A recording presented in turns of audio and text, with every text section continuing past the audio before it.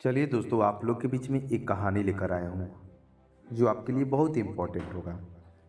और आप हमारे कहानी को दोस्तों कम से कम 2 मिनट से 3 मिनट देखेंगे, तब जाकर आपको हर बातें समझ में आएंगी।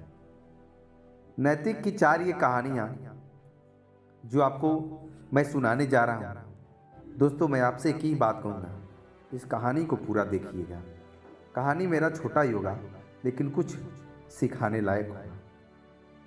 यह कहानी है दोस्तों एक बकरी और हाथी की, जो बहुत बड़े जंगल में रहते थे और दोनों ही पक्के दोस्त थे। दोनों एक दूसरे के बिना खाना भी नहीं खाते थे और खाने की तलाश में दोनों मिलकर एक साथ रहते थे।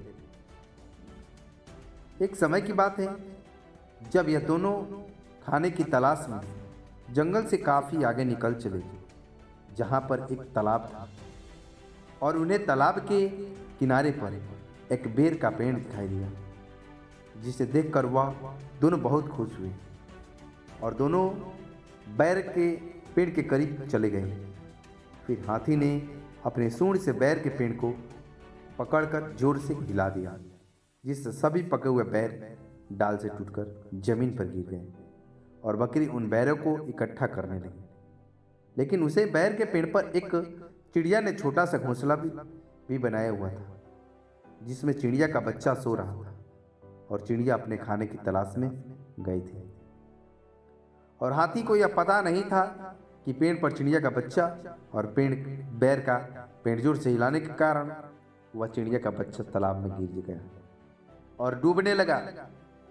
जब बकरी की नज़र उस चिड़िया के बच्चे पर पड़ी तो बिना सोचे समझे उसने तालाब में छलांग मार दी और बकरी को तैरना न आने के कारण वह भी डूबने लगी। बकरी को डूबता हुआ देखकर हाथी बिना सोचे समझे पानी में कूद गया और उसे अपने पक्के दोस्त बकरी को समझकर छोटे चिड़िया के बच्चे को डूबने से बचा लिया। और इतने देर में चिड़िया भी दाना लेकर वहाँ पर पहुँच गई और वह अपने बच्चे को सही सलामत देखकर खुश हो गई और उसने अपने और हाथी बकरी को इस बैर के पेड़ पर रहने के लिए कहा। तब तक वह तीनों ही उस बैर के पेड़ के नीचे इकट्ठे रहने लगे। कुछ दिनों बाद चिड़िया का बच्चा भी बड़ा हो गया, तो अब चिड़िया अपने घर बच्चों के साथ पूरे जंगल में घूम घूम कर पेड़ की तलाश में रहती थी, जिस पर वह फल लगे होते थे। और जब उसे पेड़ पर मिल जाता तो वह बकरी और हाथी को वहाँ लेकर जाती और तीनों एक दूसरे के साथ मिलजुल कर रहने लगे और मज़े से खाते पीते जीवन जीने लगे। तो इस कहानी से हमें क्या मिलती है सीख? इस कहानी से हमें यह शिक्षा मिलती है कि हमें कभी भी किसी का बुरा नहीं करना चाहिए और अगर गलती से हमें कुछ गलत भी हो जाए तो उसे सुधार कर दूसरे की मदद करनी चाहिए और मिलजुल कर रहना चाहिए। आपको एक छोटा सा मोटिवेशन वीडियो कैसा लाइक करके ज़रूर बताइएगा, ताकि हम ऐसे ही मोटिवेशन वीडियो आपके बीच में हमेशा देते रहें।